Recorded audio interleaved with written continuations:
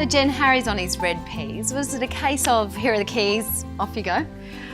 I'm not quite sure about that. We were really excited when he got his licence, and certainly excited for him that he was gaining a little bit more independence as he's getting older. But yeah, there are a few nerves, I guess. You know, you sort of nurture them through this this period where they're practicing and you're with them and, you know, giving them lots of advice and stuff. But yeah, once they get their keys and they go, you just have to hope that they remember what they've been taught and, you know, try and keep learning, I guess. Harry is a big help to us in the family. We've got 3 children, so I'll often get Harry to help out with picking up or dropping off his sisters. I get a little nervous driving them around because, I mean, they mean a fair bit to me and mum and dad as well, so you got to look after them, you got to be safe, and the awareness levels do spike a bit when you have other people in the car with you. We often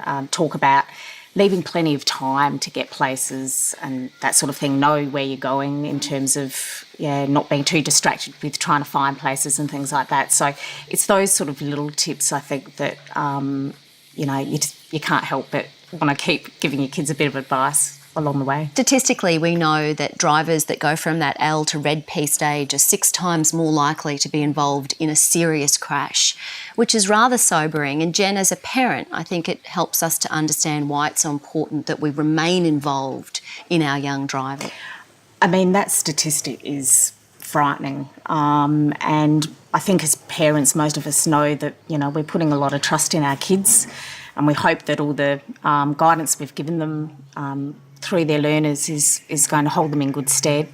But the kids need to be aware of that statistic. They need to know and understand that they're in a really high-risk group. We've spoken to Harry about it, about the risk especially young males, just after they get their licence, that they are high risk.